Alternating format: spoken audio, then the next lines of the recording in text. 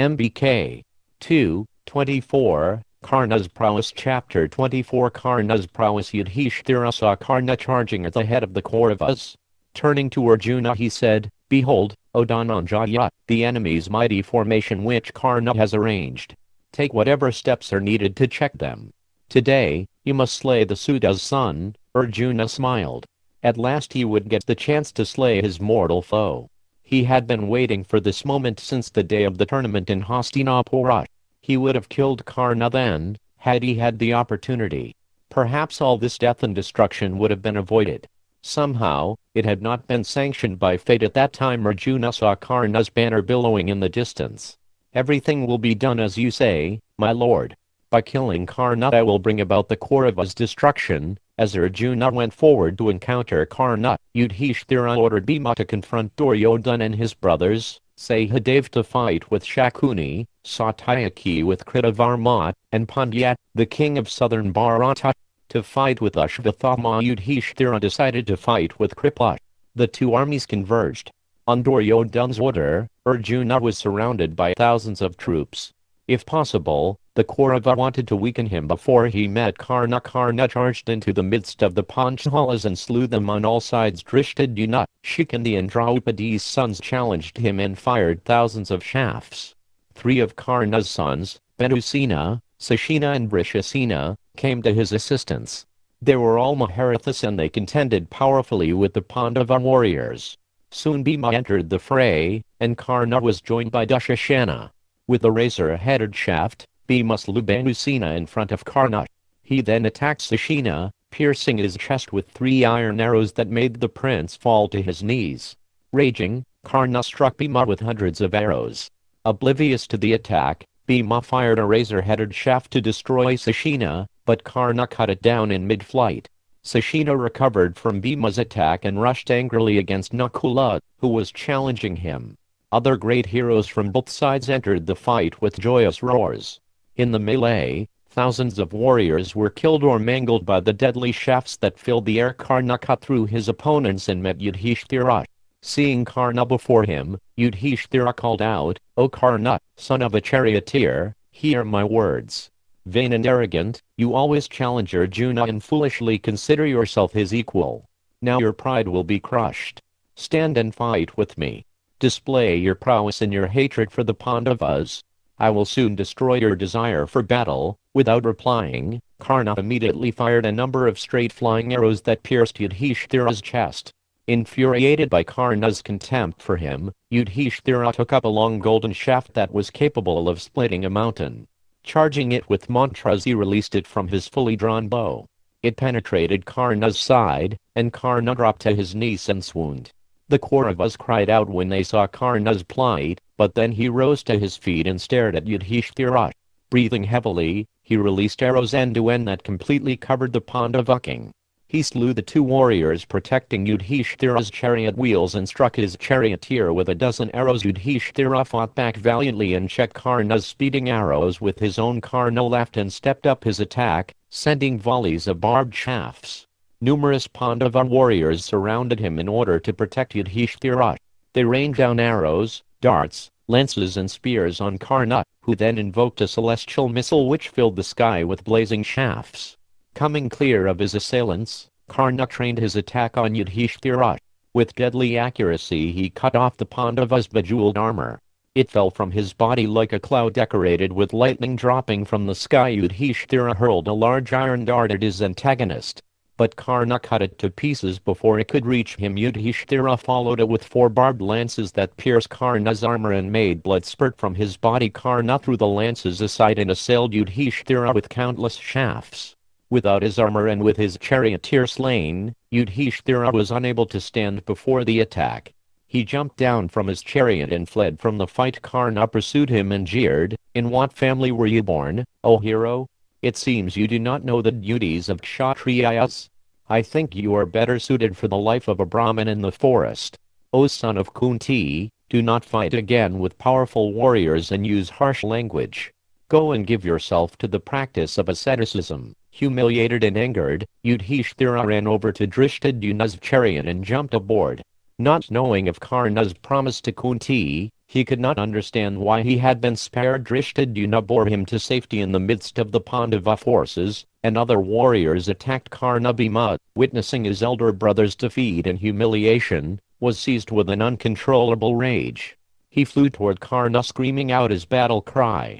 Those warriors who came before him were instantly cut to pieces by his arrows or pounded to a pulp by his whirling mace. Seeing him approach, Shalya said, "Here comes the second son of Pandu, raging out of control.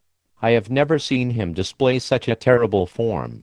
It appears that he will annihilate the three worlds with all their mobile and immobile beings." Karna smiled. "I will slay this one at once, and thus bring Arjuna to my presence for our final encounter." Karna released a cluster of crooked arrows that flew with a twisting motion and had razor-sharp tips. Some of the shafts glanced off Bhima's armor, but others pierced his shoulders and arms. The fuming Pandava felt nothing. He responded with dreadful arrows shot from his fully drawn bow. Rocked by the power of Bhima's shafts, Karna released a broad-headed arrow that sundered his opponent's bow.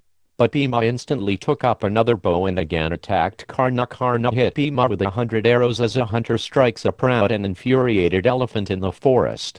Senseless with rage, Bhima took up a single long shaft that resembled a lance. He discharged it from his bow and it hit Karna like a thunderbolt hitting a mountain. Stupefied, Karna sat down on the terrace of his chariot. Seeing Karna's condition, Shalya, conscious of his duty as a charioteer, quickly carried him from the fight. Duryodhana became fearful for Karna and he instructed his brothers to go to his assistance. The princes rushed at Bhima like a swarm of insects approaching a fire.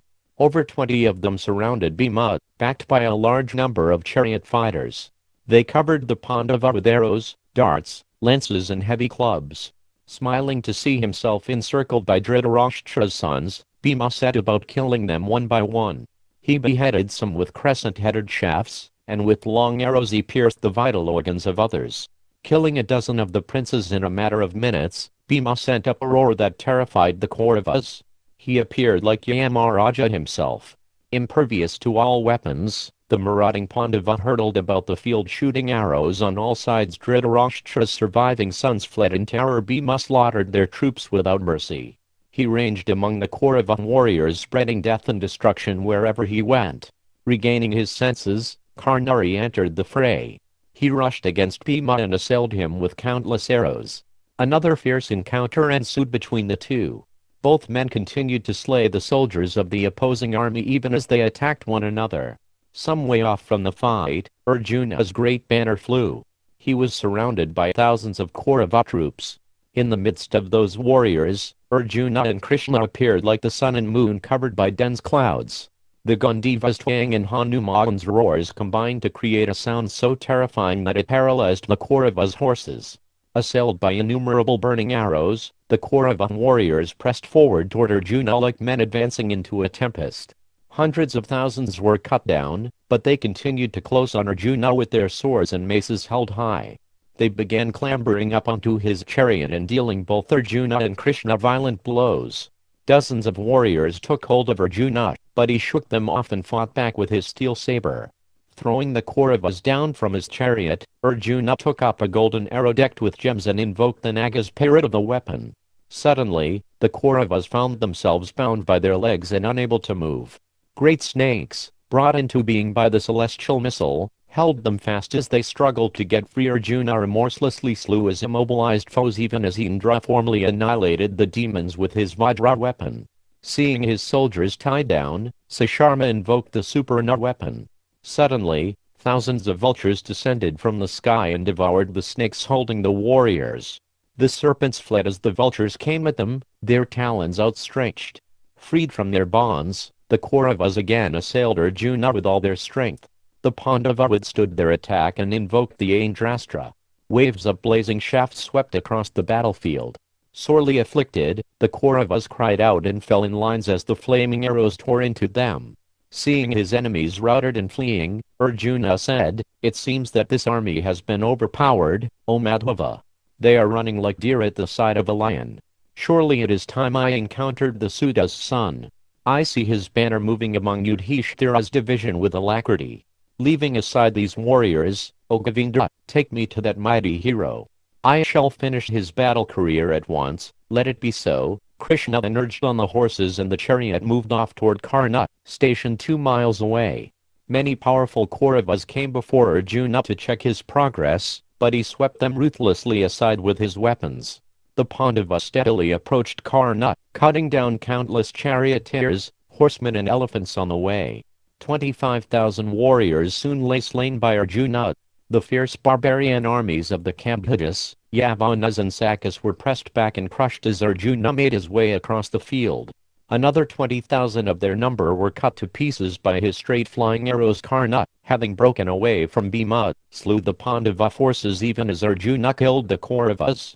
His arrows, with a touch like poison, felled his enemies by the thousands. Other Kaurava heroes supported him and rained down arrows on the Pandavas, who in turn sent an immeasurable volume of shafts back at their foes. The battlefield presented a ghastly scene, with mutilated bodies lying in heaps. Headless torsos ran about with blood spurting from their necks. Their severed heads lay with staring eyes and clenched teeth. Warriors slipped and fell as they fought in the blood-soaked mire, pitilessly hacking at one another. Karna once again attacked Yudhishthira. Seeing this, Madri's 2 sons challenged him and immediately covered him with arrows. Karna smiled and fearlessly fought against the 3 Pandavas together. He cut apart both Nakula and Sahadev's bows and struck Yudhishthira on the chest with a cluster of powerful shafts that rendered him senseless. With another dozen arrows, he killed Nakula's horses and charioteer. Striking both Nakula and Sahadev with a relentless stream of shafts, Karna placed him both in difficulty. Seeing the plight of his maternal nephews, Shalya said, "Why are you wasting your time?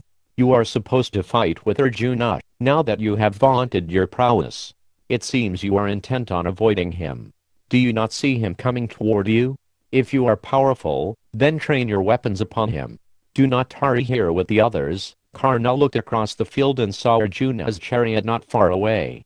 He also saw Bhima, who had been waging a battle with Duryodhana. Kunti's second son had overpowered the Kaurava prince and placed him in a precarious position. Remembering again his promise to Kunti, and realizing that he could not kill any other Pandava than Arjuna, Karna raced to Duryodhana's assistance. At the same time, Ashvathama, Kripa and Kritavarma came to support their king. Bhima, backed by Drishtadyumna and Satyaki, assailed the Kaurava heroes with arrows resembling steel spears. Yudhishthira, afflicted by Karna's attack, left the battlefield with the twins protecting him. He made his way in shame back to his camp, unable to continue the fight. His armor was smashed and his body covered with wounds. As expert physicians tended him, he told the twins to return to the fight. They charged back to the battle, where they found Karna releasing the Bhargava missile. That celestial weapon caused thousands of arrows to shoot forth in streams from his bow. Those Kanka and peacock-feathered shafts mowed down the Pandava soldiers. Nothing was visible on the battlefield except the dense sheet of arrows. Under such a fierce attack, the Pandava forces cried out and ran about in terror. They repeatedly prayed to Arjuna and Kṛṣṇa to save them. Hearing his troops' piteous cries, Arjuna said, "Behold the mighty Bhargava weapon, O Keshava! No one can withstand it in battle. See the charioteer's son resembling death himself performing dreadful feats. The time for our final meeting has come. Death or victory are now the only options left for us both." Kṛṣṇa steered the chariot clear of Karna's hail of shafts and replied, "Yudhishthira has left the field badly wounded. I think you should first see him and ensure that all is well. After that, kill Karna." Kṛṣṇa suggested that while they were seeing Yudhishthira, Karna would wear himself out by fighting others. He also desired to reassure Yudhishthira, whom he knew would be feeling anxiety after seeing the destruction caused by Karna. Agreeing to Kṛṣṇa's suggestion, he went over to Bhima and asked him to protect the army in his absence. Bhima replied, "Go at once to see the king. I do not know if he survives. Have no fear for us. I will check all the Sruda's weapons. When you return, you can easily slay him." Arjuna thanked his brother and went swiftly to Yudhishthira's tent. Finding him well and resting, he was relieved and bowed at his feet. As he rose, Yudhishthira, thinking that Karna must have been slain, said, "I am indeed glad to see you, O Arjuna. Pleasing too is the sight of Keshava. That both of you are hale and hearty even after standing before Karna is a wonder. That Sudha was like a deadly serpent with his fangs ever exposed. Energetic and powerful, no one could resist him in battle any more than one could resist the ocean. O Achyuta, O Arjuna, Karna and I fought, but he reduced me to this pitiable condition. Addressing me in harsh words, he cut me to the quick. Now by good fortune you have slain him. Arjuna was dumbfounded. He stepped back in surprise as Yudhishthira went on addressing him in joy. O Dhananjaya, for 13 years I have lost sleep thinking of Karna's prowess.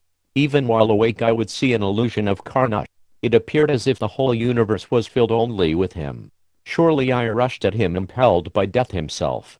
Vanquished by him, I was released and allowed to live. Alas, what use is my life after such humiliation? Only the fact that you have killed him gives me relief. Yudhishthira smiled broadly at Arjuna. He forgot the pain of his wounds as he went on eagerly questioning him. Tell me how you overcame the wicked one. I want to hear all the details. Tell me how he now lies besmeared in blood and mangled by your shafts. Without doubt, the fool Duryodhana now laments and sees his imminent defeat. That the dull-headed Karna, who insulted Draupadi so grievously, now lies killed gives me more pleasure than ascending to heaven. O Dhananjaya, describe everything to me. Arjuna took a deep breath. O king, you are not aware of the facts. I have been under attack by hordes of Kaurava warriors. Numerous great heroes have charged at me roaring out their battle cries. Dispatching all those fighters to Yamaraja's mansion, I pressed on toward Karna. Finally reaching the indomitable hero, I found him annihilating our troops with his weapons. I then learned that you had been overpowered and made to retreat. Thus I came here at once to be sure of your welfare before killing Karna. Yudhishthira's head fell to his chest. Alas, he cried. Arjuna placed a hand on his elder brother's shoulder. O illustrious king, do not despair. I will immediately carry out your heart's desire. Even as Shaka encountered Vritrasura, I will encounter Karna and end his life. Do not doubt it, for it is my solemn vow. Come and witness the fight. I beg your blessings, O king. Only say to me, may victory be thine and Karna is as good as dead. Let me return to the fight. Yudhishthira, still pained by his humiliation at Karna's hands, was suddenly seized by anger. Shaking his head, he said, your birth in Kunti's womb was in vain, my brother. How could you leave the field without killing Karna? Surely it was out of fear that you have come here, seeking to avoid the Suda's son. How has your promise proved false?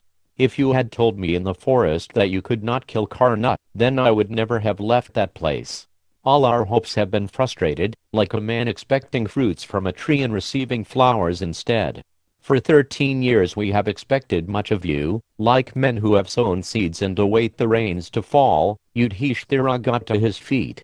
The Brahmins tending to his wounds stood back as he raised his voice against his brother.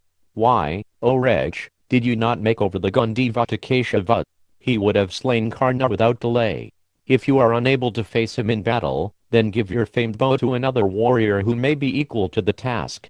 Due to your failure, the world will see us with all our relatives sunk into the fathomless abyss of hell. It would have been better if you had come out of Kunti in the 5th month as an abortion rather than being born in a royal line and then showing your back on the battlefield. Fie on your Gandiva! Fie on the strength of your arms and your numberless arrows! Fie on your Hanuman emblem, and fie on Agni's chariot! Yudhishthira slumped back onto his bed. He gazed up at his younger brother with eyes red with anger. Arjuna said nothing. He breathed heavily and clenched his fist around the hilt of his sword. Pulling out the long gleaming blade, he raised it to kill his brother. Kṛṣṇa quickly stepped in front of him and grasped his arm. Preventing him from advancing toward Yudhishthira, he exclaimed, Here, O Dhananjaya, I see no adversary to try the strength of your steel. You have seen that Yudhishthira is well and should now be rejoicing. Why then do you suddenly seize your sword? What makes you yearn for fight at this time, or have you lost your mind? In a sullen mood you are drawing your sword with no apparent cause. Arjuna stared past Kṛṣṇa at his older brother. Breathing short and hot breaths, he replied, I have made a vow to behead anyone who tells me to give up my Gandiva. In your presence the king has uttered these words and I cannot forgive him. I will run my sword through this pious king and redeem my vow. What else can be done now, O Keshava? You know everything. I depend on your advice. Arjuna was now in a dilemma. His anger had abated when Kṛṣṇa intervened, but he could not break a vow under any circumstances. But how could he kill Yudhishthira? Lowering his sword he waited for Krishna to speak. Fie on you, Arjuna. Now I can understand that you have never waited upon venerable elders, since, O mightiest of men, you give way to anger at an inappropriate time. Those versed in the subtleties of religion would never contemplate what you are considering, O poor thought. One who performs such a heinous act is certainly the vilest of men. Surely you are a stranger to the scriptures, as you do not know what is right and what is wrong. How can you rush upon your elder brother, intent on killing him, oblivious to the fact that he is your worshipable lord? He is not an aggressor nor even an enemy. He is not engaged in a fight and, as your superior, is seeking your shelter. For these as well as other cogent reasons, you cannot slay him without incurring sin. Arjuna replaced his sword in its scabbard as Krishna continued. O poor thought, your vow was made out of childishness. Now hear from me about the higher principles of religion. Out of a desire to preserve truth, you are ready to kill your brother, but you do not know that even truth should not be uttered where it will produce an adverse result. Krishna cited a Vedic verse which described instances when speaking untruth was not considered sinful. In those instances, truth was actually considered untruth. Such times were when life was threatened, when a Brahmin was in danger, or if one's entire fortune was at stake.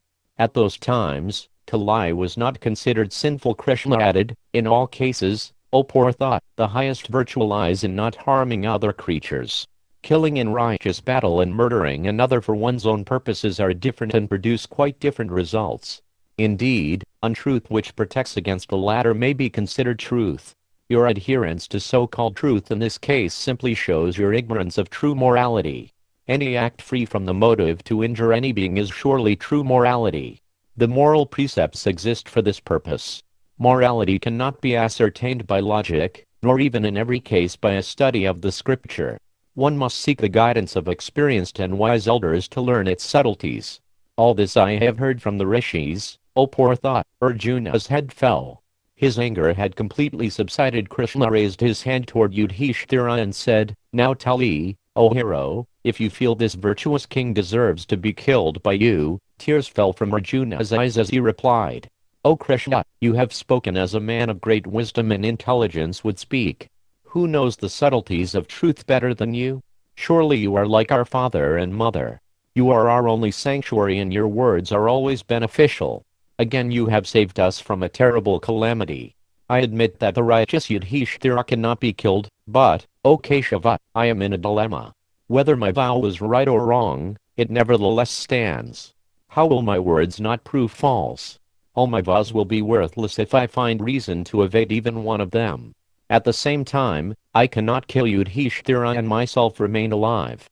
How, then, can I preserve my vow and also the king's life? Krishna placed his arm around Arjuna's shoulder. O valiant one, Karna has harassed the king. Heavy at heart, he spoke angrily to you. He also hoped to provoke you to slay the Suta's son without delay. Dharmaraja sees none other capable of killing Karna. Thus he used harsh words out of frustration and disappointment. O poor thought, you should fulfill his desire and slay the wicked-minded Karna in battle. As far as your promise is concerned, here is how you may be saved. Krishna quoted a scriptural injunction that stated that an elder should never be addressed disrespectfully. One so addressed by his inferior is said to die at heart. Krishna told Arjuna to insult his brother. Thus you will kill him without taking his life.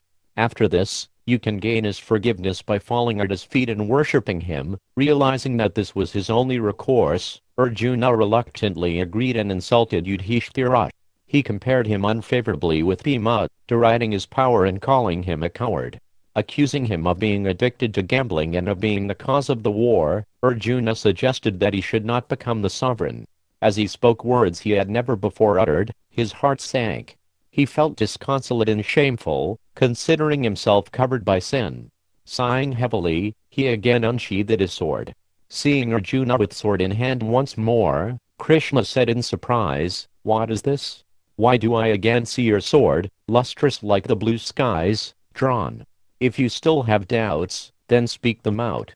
I will settle them for you. Filled with remorse, Arjuna replied, I will destroy my body, for it has sinned grievously against the pious king. As Arjuna turned his sword toward his heart, Krishna said urgently, Stop.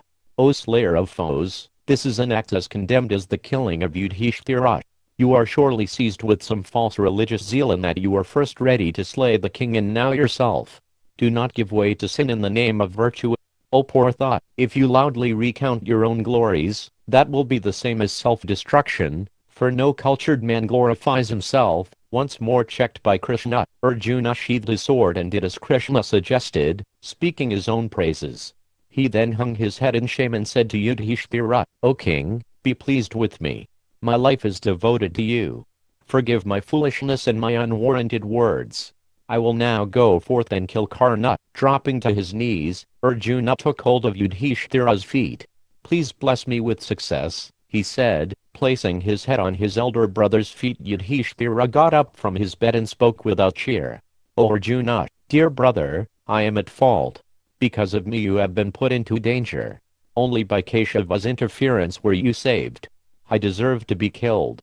Who is more wretched than I? A dull-headed sinner and coward. I'll repair at once to the forest and let Bhima take the throne. Your harsh words rang true, O poor thought. I am unfit to rule the earth. Let me go to the forest. Yudhishthira stood to leave. He tightened his cloth and walked toward the door of his tent. Kṛṣṇa quickly stepped in front of him and butted his feet. As Yudhishthira reached down to lift him up, Kṛṣṇa said, O king, where are you going in such a somber mood? You should not take Arjuna's rebukes seriously. He could never hold such thoughts in his heart, and he spoke them only to avoid the unthinkable act of killing you. Both he and I have acted in an unmannerly fashion, O best of men. I beg your forgiveness. Be peaceful. Today the earth will drink Karna's blood. Do not doubt it. Pacified, Yudhishthira replied, O Govinda, I accept what you say. Indeed, you have saved me too. I was steeped in ignorance and you have rescued me, for you never lose your intelligence. You have carried Arjuna and I over the ocean of grief and remorse. Turning to Arjuna, Yudhishthira said, O hero, go and slay the Suta's son with your infallible shafts. This will surely bring about our success and satisfy Keshava. Arjuna was still consumed by shame for what he had said to Yudhishthira. Seeing his elder brother so deeply affected made it even worse. He fell at his feet weeping, begging his forgiveness in a choked voice. O king, nothing of what I said was true. It was spoken only to save me from falsehood. I have hurt you most grievously. How can I ever be forgiven? Yudhishthira raised his brother and embraced him. He assured him that he had taken no offense. Arjuna then set his face in determined lines. Assuming a fearful expression, he said coldly, The evil-minded one will reap the fruits of insulting you, dear brother. I swear by truth that he will fall in battle today, cut down by arrows released from the Gandiva. Yudhishthira held up his hand to bless Arjuna. May you attain unfading fame and eternal life. May victory attend you and may the gods grant you continuous prosperity. Go forth, my child, and shatter Duryodhana's hopes. I too will soon return to the fight. Arjuna asked Kṛṣṇa to prepare his chariot and then took his leave from Yudhishthira. After receiving blessings from numerous Brahmins, he mounted his chariot and set off for the battlefield. He blew a terrific blast on his conch shell and repeatedly slapped his arms. Seeing the mighty archer heading out in an angry mood, everyone felt that Karna was already slain. Various auspicious omens surrounded Arjuna as he rode out to the fight. Ahead of him flew a number of vultures, hawks and ravens in anticipation of food. Arjuna, impatient to meet Karna, clasped his Gandiva and stared ahead as the chariot picked up speed.